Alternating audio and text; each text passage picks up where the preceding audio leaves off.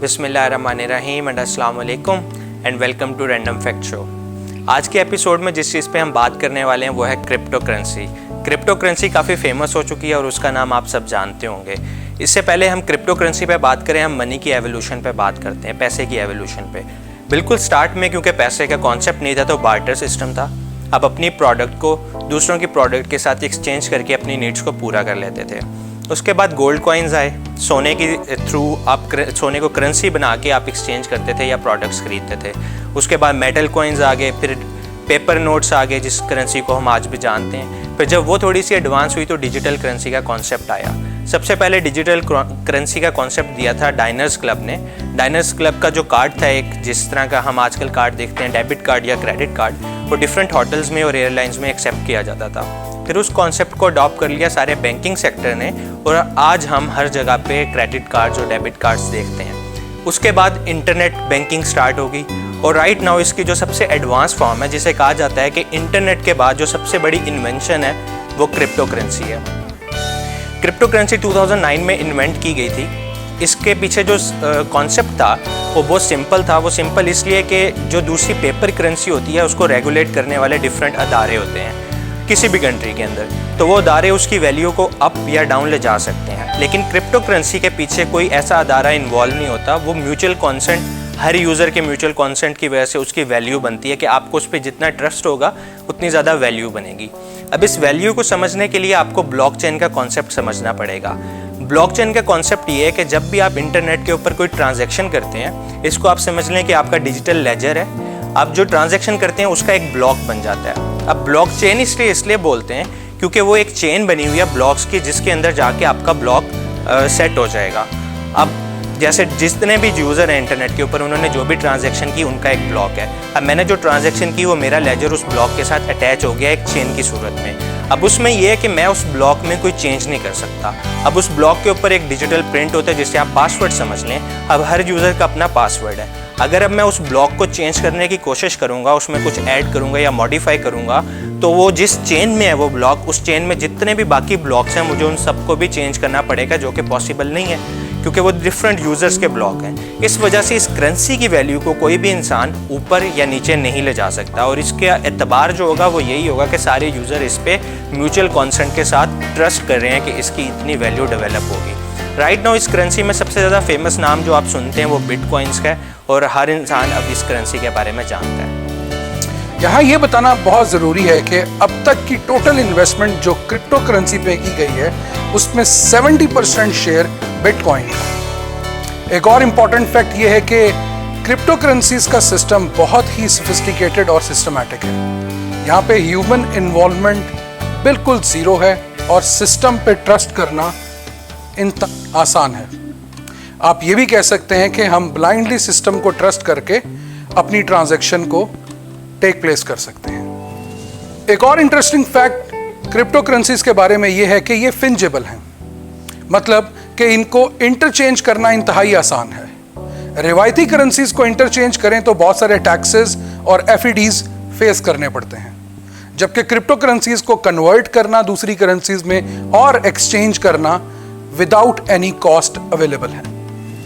It is very interesting to share here that cryptocurrencies are of very decentralized nature. दुनिया में कोई भी central authority या कोई बैंक इसको ओन नहीं करता। इसी नेचर से क्रिप्टो करेंसी को डिसेंट्रलाइज करेंसी बोला जाता है। जैसा कि आपको पता है कि क्रिप्टो करेंसी को कोई भी इदारा रेगुलेट नहीं कर रहा होता, ना ही कोई सेंट्रल बॉडी इसके ऊपर टैक्सेस या इसके एक्सचेंज के ऊपर एफईडीज अप्लाई करता है। इसीलिए गवर्नमेंट के एक्शंस का, गवर्नमेंट के स्पेंडिंग्स का, गवर्नमेंट की बजटिंग्स का और इंटरनेशनल मार्केट के उतार चढ़ाव और डिमांड सप्लाई का क्रिप्टो करेंसी के ऊपर कोई भी फर्क नहीं होता। हम ये भी कह सकते हैं कि डिफरेंट बिग कंट्रीज और उनकी इकोनॉमीज में आई हुई इन्फ्लेशन का भी क्रिप्टो करेंसी पे कोई इफेक्ट नहीं। Another interesting fact about cryptocurrencies, there is no exchange rate.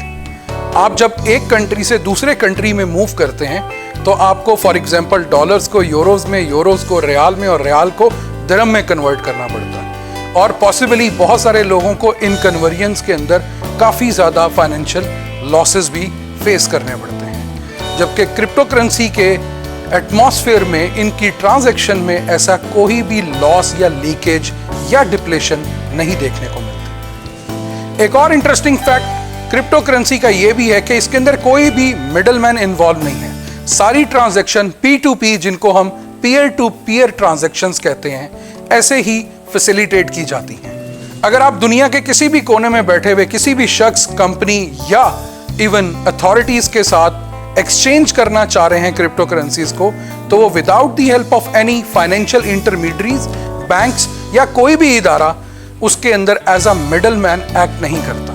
इसी वजह से क्रिप्टो करेंसीज को डायरेक्ट करेंसीज भी कहा जाता है। जहाँ जहाँ बिटकॉइन के या क्रिप्टो करेंसी के बहुत सारे एडवांटेजेस के बारे में आप जान चुके हैं, वहाँ इसके कुछ रिस्क भी हैं। सबसे बड़ा जो रिस्क है इसमें वो सिक्योरिटी या साइबर सिक्योरिटी रिस्क है, क्योंकि हैकिंग बहुत कॉमन है।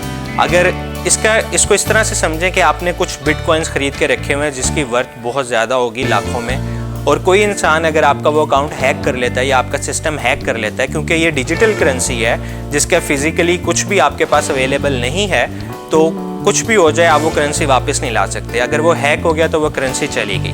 दूसरी चीज़ इसमें ह्यूमन एरर्स या आप अपना पासवर्ड रख के भूल जाएं, ये एक बहुत बड़ा रिस्क है इसके अंदर। 2019 में एक रिसर्च के मुताबिक ऑलमोस्ट $20 बिलियन ऐसे हैं जो लोगों ने ख़रीदे हुए हैं बिटकॉइंस में, लेकिन वो उसके पासवर्ड भूले हुए हैं, तो वो किसी काम के नहीं है। वंस आप अपनी इस क्रिप्टो करेंसी का पासवर्ड भूल जाते हैं तो इस दुनिया में कोई भी ऐसा अदारा नहीं है जो आपकी हेल्प कर सकेगा। जैसे हमने पहले कहा कि बिटकॉइन को या क्रिप्टो करेंसी को रेगुलेट करने वाला कोई अदारा मौजूद नहीं है, ये म्यूचुअल कॉन्सेंट की वजह से इसकी वैल्यू बनती है। तो सेम है, जैसे अगर आप इसका पासवर्ड भूल गए हैं तो कोई भी आपकी हेल्प नहीं कर सकता, वो पैसे आपके ज़ाया हो जाएंगे। तीसरी चीज़ इसमें यह है कि क्रिप्टो करेंसी की जब माइनिंग की जाती है, माइनिंग की बड़ी बड़ी मशीन्स लगाई जाती हैं। वो माइनिंग मशीन बेसिकली कंप्यूटर्स होते हैं, काफ़ी हैवी किस्म के कंप्यूटर्स, और उन कंप्यूटर्स को ऑपरेट होने के लिए काफ़ी ज़्यादा एनर्जी चाहिए होती है। तो इसकी वजह से बहुत ज़्यादा एनर्जी कंज्यूम हो रही है, और ऐसी कंट्रीज़ जहाँ पे एनर्जी बनाने के लिए अच्छे रिसोर्सेज को इस्तेमाल नहीं किया जाता, मतलब कोयला जलाया जाता है, वहाँ पे इससे पोल्यूशन भी होती है और बहुत सारी एनर्जी वेस्ट भी हो रही है। एक और चीज़ जो हमें जहन में रखनी पड़ेगी क्रिप्टो करेंसी में आने से पहले, वो ये कि इसके कोई रेगुलेटरी अदारे या हमारी कंट्री पाकिस्तान या पूरे वर्ल्ड वाइड में कोई ऐसे लॉ या पॉलिसीज़ वगैरह नहीं बनी हुई अभी तक। कुछ कंट्रीज़ इसको एक्सेप्ट कर चुकी हैं, कुछ कंट्रीज़ इसको एक्सेप्ट नहीं कर रही, तो इस वजह से इसका जो फ्यूचर है वो अनप्रडिक्टेबल है। मे बी आप बहुत सारा पैसा इन्वेस्ट करके इस क्रिप्टो करेंसी में अपने पास रखा हुआ है और कल को कोई ऐसी पॉलिसी बन जाती है जिसमें उस पैसे की वैल्यू ख़त्म हो जाती है, तो ये काफ़ी ज़्यादा नुकसान हो सकता है आपको। अगेन, क्योंकि ये एक डिजिटल करेंसी है जिसकी कोई फिजिकल एविडेंस तो है नहीं और फिजिकली आपके पास नहीं है, तो once it's gone it's gone.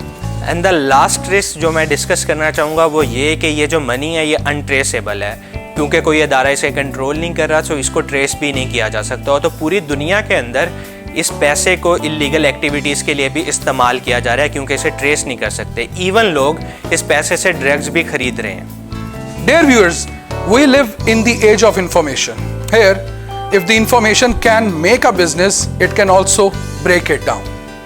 Recently, Bitcoin has suffered a drastic loss of $300 billion, and it was due to the statement given by the CEO of Tesla, Elon Musk. Elon Musk ये कहते हैं कि वो bitcoins के अंदर trade नहीं करेंगे या उनकी कंपनी बिटकॉइन को अब as a transaction instrument accept नहीं करेगी। एलन मस्क का ये ट्वीट बहुत तेजी से दुनिया भर में वायरल हुआ, जिसके नतीजे में डिजिटल करेंसीज में काम करने वाले लोगों को बहुत बड़ा थ्रेट फील हुआ और नतीजा ये निकला कि $300 बिलियन का नुकसान देखने को मिला। पाकिस्तान में अभी तक कोई भी लीगल प्लेटफॉर्म या फ्रेमवर्क डिजाइन नहीं किया गया जिसके थ्रू हम क्रिप्टो करेंसीज को फैसिलिटेट कर सकें।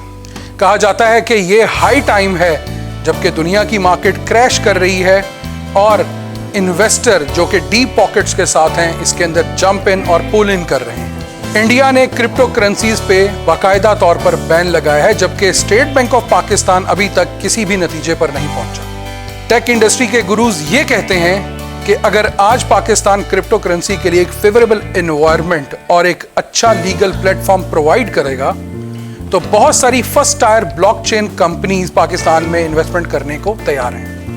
तस्वीर का दूसरा रुख देखें तो हमें यह भी पता चलता है कि इंडिविजुअली बहुत सारे लोग आज भी पाकिस्तान से क्रिप्टो करेंसी का बिजनेस कर रहे हैं, लेकिन ये बहुत सारे लोग अभी तक सवालिया निशान हैं। जब तक स्टेट बैंक ऑफ पाकिस्तान कोई लीगल प्लेटफॉर्म या एक फेवरेबल फ्रेमवर्क डिजाइन नहीं करता, पाकिस्तानियों के लिए क्रिप्टो करेंसी में इन्वेस्ट करना एक बहुत ही कंफ्यूजिंग एलिमेंट रहेगा।